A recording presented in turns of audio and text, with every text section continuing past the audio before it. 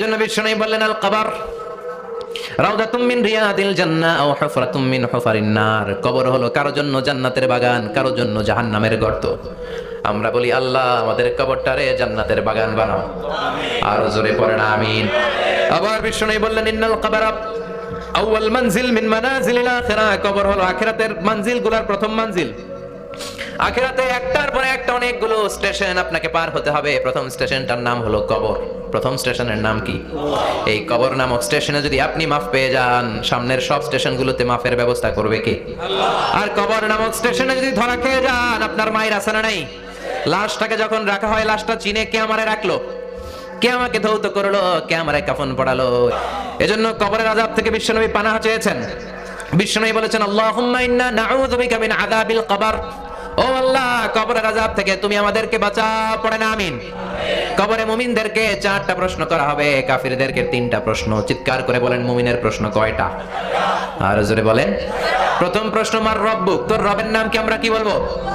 আল্লাহ আমারে রব, এই রবি আমার সব, দমে দমে তনু মনে তারি অনুভব। আল্লাহ আমারে রব, এই রবি আমার সব, পড়েন আমিন। দ্বিতীয় প্রশ্ন আমা দিন, উত্তর দিনের নাম কি, ধর্মের নাম কি? তৃতীয় প্রশ্ন আমান হাদার রাজুল, এই লোকটাকে কে? আমরা বলবো মুহাম্মদ সাল্লাল্লাহু।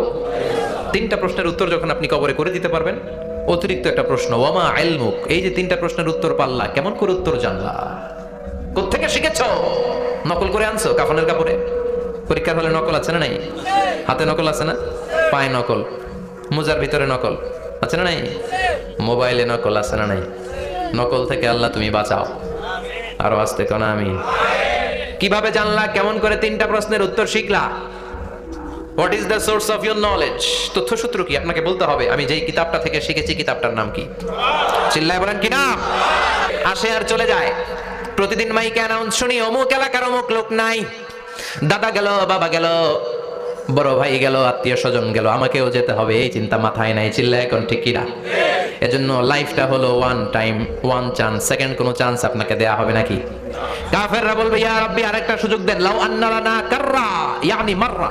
আল্লাহ আরেকটা সুযোগ যদি পেতাম দুনিয়াতে ভালো করে আসতাম। আল্লাহ বলবেন ইন্নাহা কালিমাতুন কাইলুহা, এটা শুধু তাদের মুখের কথা, তাদেরকে আবার সুযোগ দিলেও তারা কিচ্ছু করবে না। চিল্লায় এখন ঠিক কিনা? এজন্য একটা চান্স আমরা পেয়েছি, এই দুনিয়ার ওয়ান চান্সে আমরা ভয় পাবো একজনকে। চিল্লায় বলেন তিনি কে? এজন্য যেতে আমাদেরকে হবে। এই মরণ থেকে পালানোর কোনো সুযোগ কেউ পালাতে পারে নাই। এই মরণ হলো আখিরাতের প্রবেশদ্বার। মরণ নামক পালকিতে চড়ে আমরা কবরের ভেতরে ঢুকি। মরণ হলো প্রথম পর্ব, কবর হলো দ্বিতীয় পর্ব।